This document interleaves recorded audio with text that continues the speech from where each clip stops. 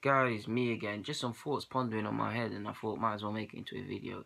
Now, whether we like it or not, fans, the media, managers, anyone connected with football, especially the fans, in an ideal world, whatever team you support or follow or have an affection for, of course, in an ideal world, you love them to win the leagues, retain leagues, attract major talent, develop major talent, have a pipeline of youngsters as well as signing the best players.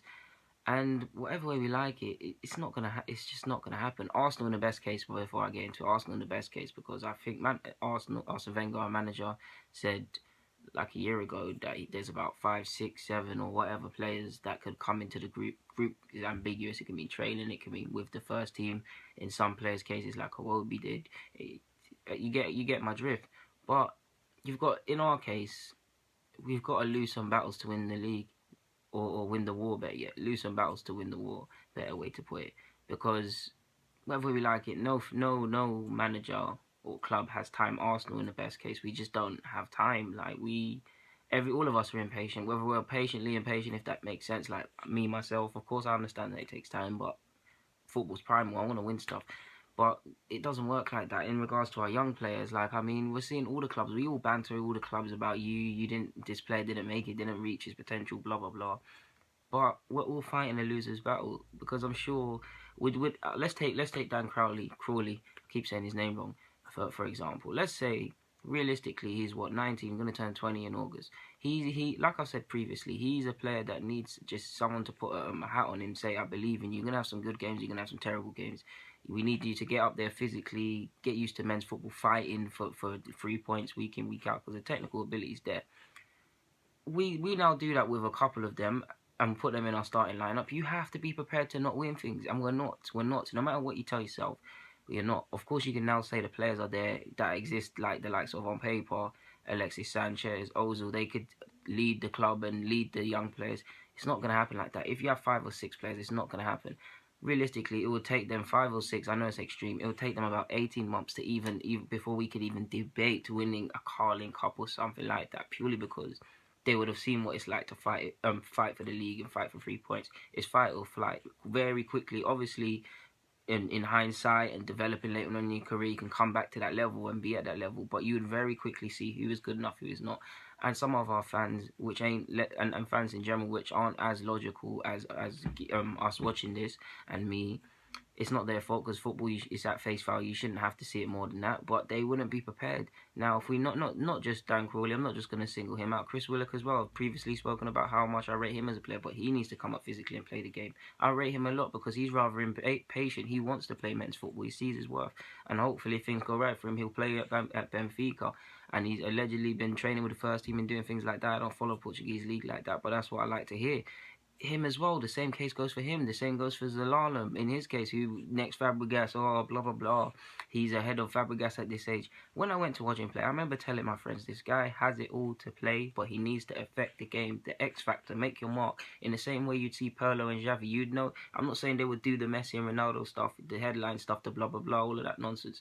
But they would be efficient. They would be the reason that Showtime stuff happens. And Zalalem can play and he's technically good, but he doesn't stamp his authority. And more to the point, in his case, he's now been out, going to be out for 9 months. Are you going to now, let's add to Willock and Crowley, are you now going to add him to the mix? Are you prepared to wait? No, you're not. Kalen Hines, I like him as a footballer. I believe he really could have stayed. I don't know if he would have made it, but I think he could have a career. Hopefully, it all goes good for him at Wolfsburg. The same goes for him. It's a melting pot. It's fight or flight. In the same way, Barcelona, if I'm not mistaken, they had they had Icardi. Manir probably looks like he's gonna. I hope he plays there, but it probably doesn't look great for him. Sandro, Sampa, I hope they play him, but could go the other way. All of these sort of players that have been to Barca and come back, and PK, Cess, all of these players. Different, of course, these players were at different stages in their careers, but you catch my drift. It's fight or flight. Chelsea's case, when they had De Bruyne or Lukaku, all of these sort of guys to present day Ake, and I hope Christensen plays, but if he gets old, he could add him to the mix. Arsenal as well, Gnabry, his is completely different because we're just being stupid and just not rating him. I rate him for going and leaving because he looks like he's gonna have a better career. I mean, if he didn't leave Arsenal, would he have had these caps for Germany? Would he be furthering Jurgen Lowe's thoughts? You don't know. Probably not. Would he be at Bayern Munich? Obviously, he's going to go on loan if reports are to be believed, but he's going to be playing Champions League, something we're not going to be doing, ironically. That's what you need to be doing. So, yeah, it's fight or flight, guys. Like, this is all I was just gonna say a season's not enough. Obviously, some players are different. Some young players are different. They hit the ground running and then they go cold, and some guys are cold and then they go hot. Even in Iwobi's case, he's gone hot and cold in the sense that I like him, but he's struggling he was struggling at points for consistency and affecting the game. Are you gonna put yourself now? Imagine 11 of them. Okay, let's say 10. Let's exclude the keeper. That's a bit extreme. Are you gonna wait for them? Because it doesn't happen in present day football. More so to the fact that you look at, it's not back in the days in the sense that you could, of course, football's always been competitive, but the previous top four of Archie United, Liverpool, Chelsea could get away with developing the players in hindsight. But now you've got the four I've named. You've got Spurs. You've got obviously Everton aren't there yet, but they're showing ambition. X, Y, Z. City's come out of nowhere. All of these things are happening. Obviously Liverpool already there. I don't know why I was going to say them, but you get where I'm going with that one, guys. So yeah.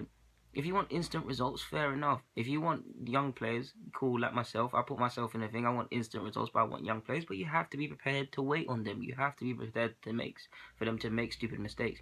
And then it's on them to improve. In Arsenal's case, I do not feel, I've previously said, I do not feel we push our players to inspire themselves to. I know we want players and we like players, but once they get to the first team, I'd like to see some young players want to take more initiative to improve themselves. Ronaldo, the best case, obviously everyone's not going to be Cristiano Ronaldo, but in his case, if he didn't put in the hard graft, he would have been a household name, a decent player in football. But would he have had these awards? Would he be remembered long? Unfortunately, everybody has to die, but when he dies, he'll be remembered for years to come, for years of his grandkids to come.